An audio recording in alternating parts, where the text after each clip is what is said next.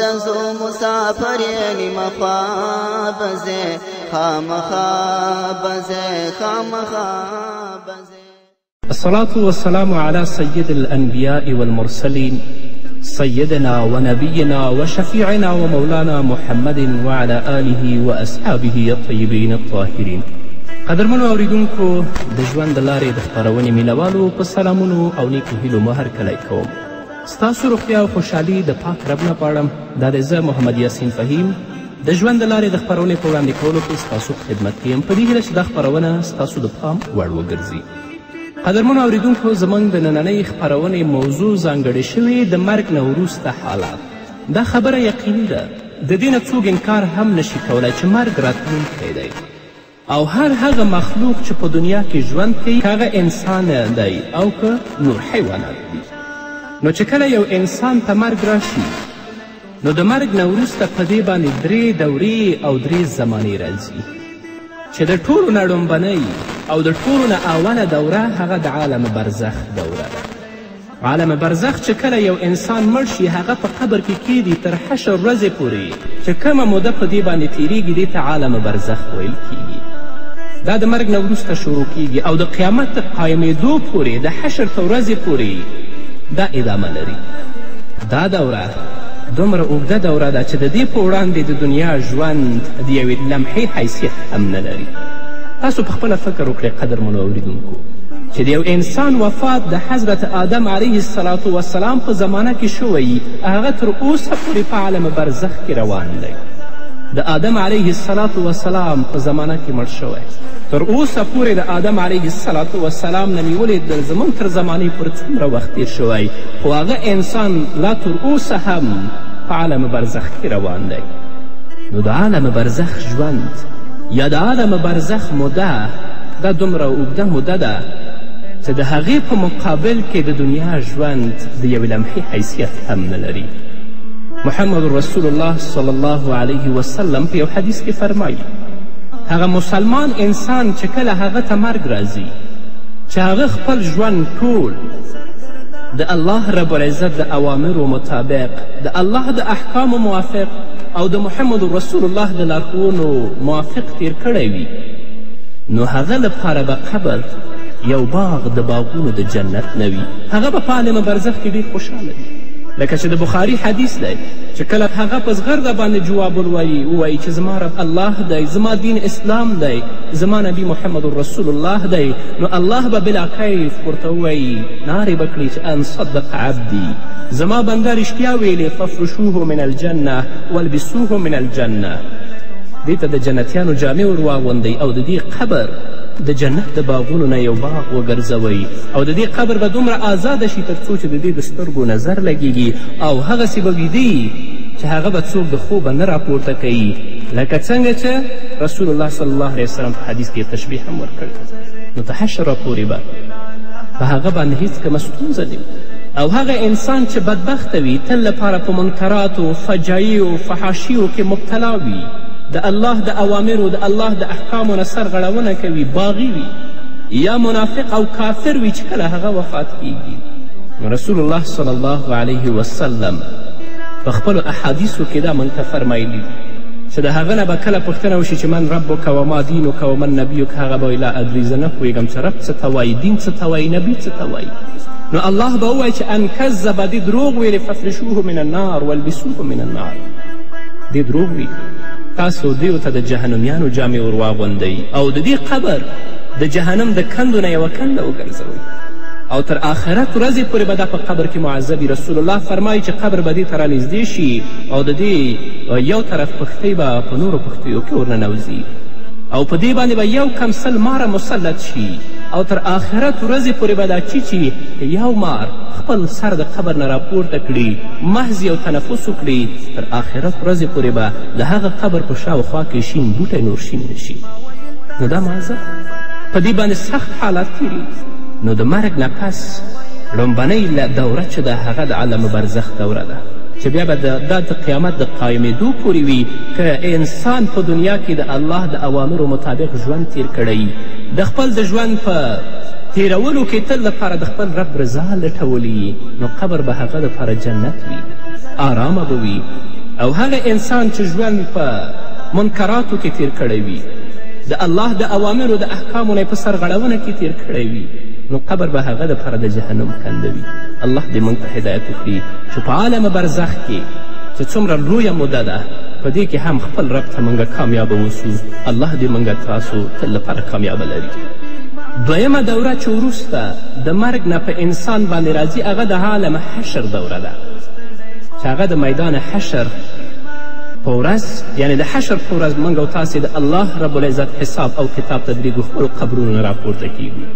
د آخرت په ورځ چې الله رب العزت چې کله ټول مړي بیا ژوندي کي، ټول کائنات ژوندي کي، نو هغه کسان چې مړه شوي په هغو باندې دا دویم دور ده چې شروع کیږي، او تر حساب او کتابه پورې به دا دویم دور را روان وي.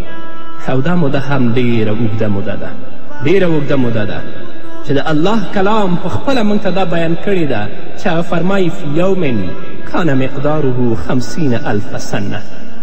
د عالم حشر یوه ورځ به 50,000 کاله وي، او دا معلومات هم نشته دی چې څومره ورځې به په انسان باندې تیریږي. خو هغه کسانو چې خپل ژوند د الله رب العزت د احکامو او اوامرو موافق تیر کړی په دنیا کې، هغو دپاره هیڅ د یېرې خبره نه ده. هغو دپاره دا ژوند ډیر مختصر ژوند دی. د دې آیت په تفسیر کې په یو حدیث کې محمد رسول الله فرمایلی چې مومن دپاره به دا ورځ دومره مختصره او لنډه وي لکه څومره چې د ماسپښین او د مازدیګر په مانځه کې وخت کې څومره وخت دی. نو اوس موږ او تاسې په دنیا کې 80 کاله یا 80 کاله یا 100 کاله یا 120 کاله ژوند کوو. اوس د دې مقابله تاسې د عالم حشر د اوږدوالي په مقابل کې تاسې اندازه کړئ چې هغه څومره وخت دی او دا څومره وخت دی.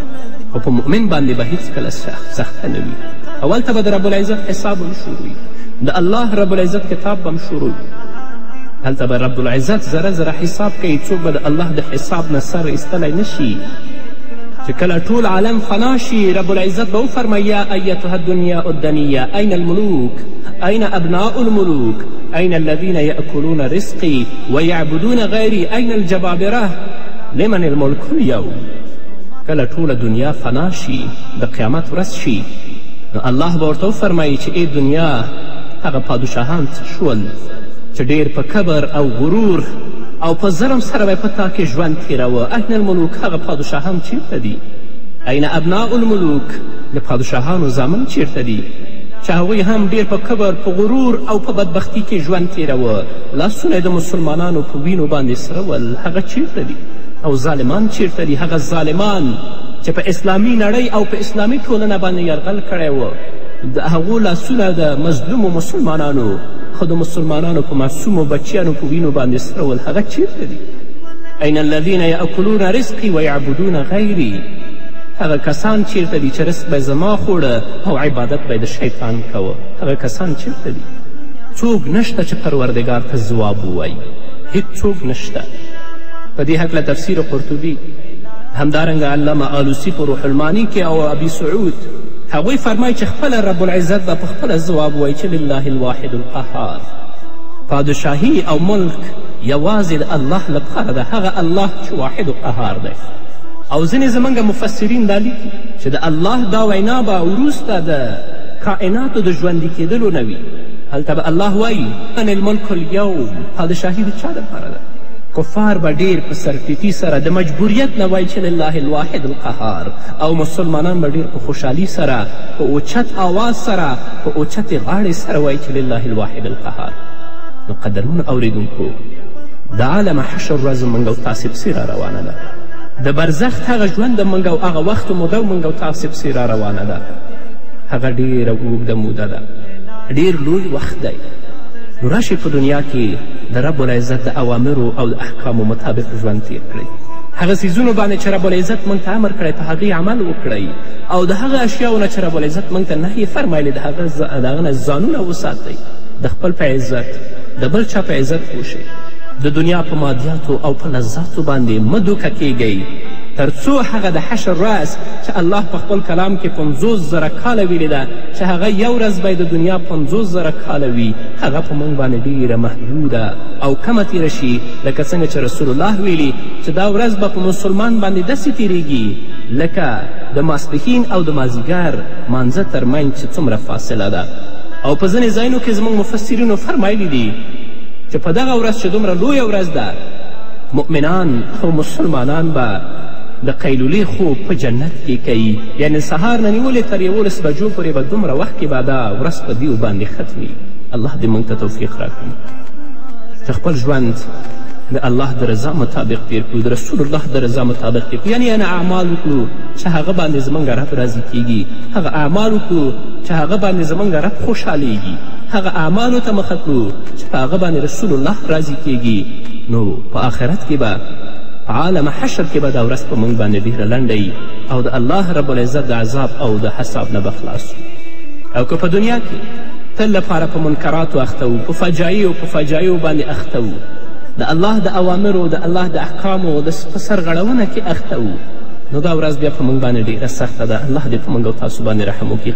دریم دور چې په انسانانو باندې وروسته د مرګ نه راځي هغه دور د عالم جنت یا د عالم جهنم دور دی.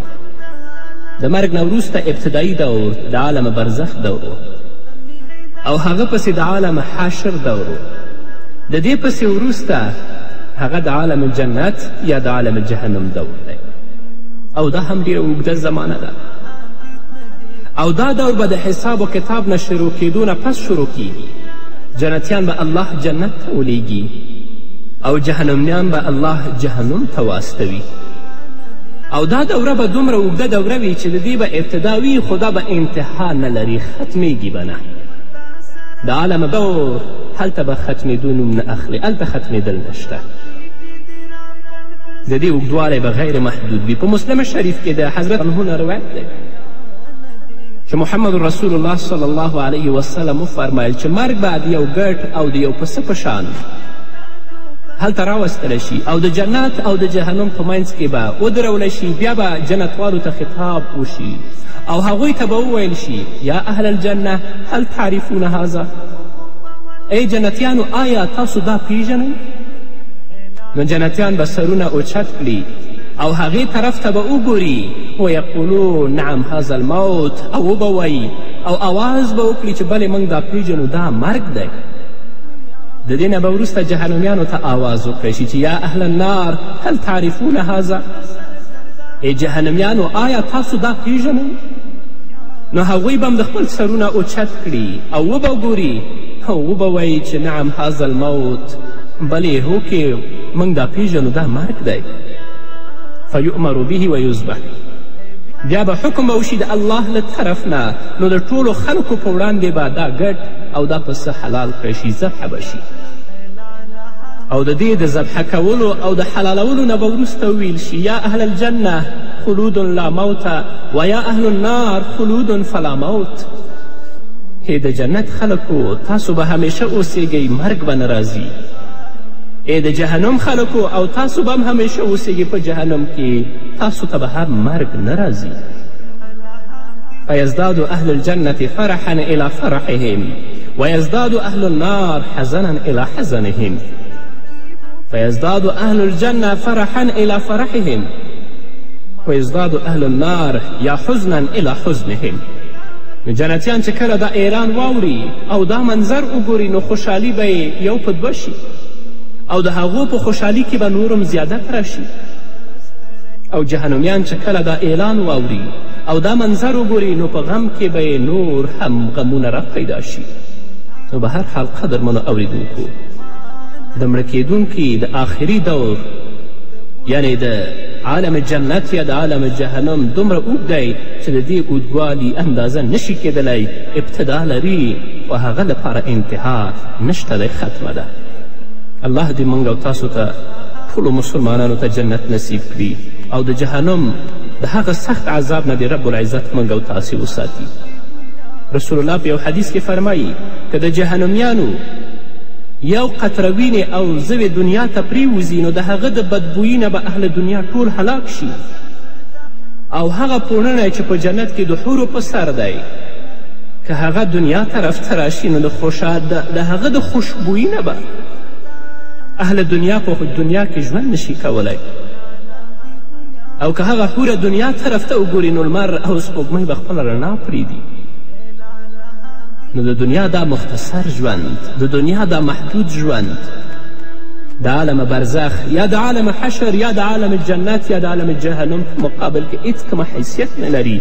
مجرم چې کله د آخرت ژوند وګوري نو د آخرت د ژوند په مقابل کې به هغه ته د دنیا ژوند ډیر محدود معلوم شي، یوه لمحه به معلوم شي چې هغه لکنه پوښتنه وشي چې کم لبستم فی الارض عدد سنین، تاسو په ځمکه کې څومره کلونه تیر کړي دي، نو مجرمان به هلته ځواب ووایي قالو لبسنا یوما او بعد یوم فاسأل العادین.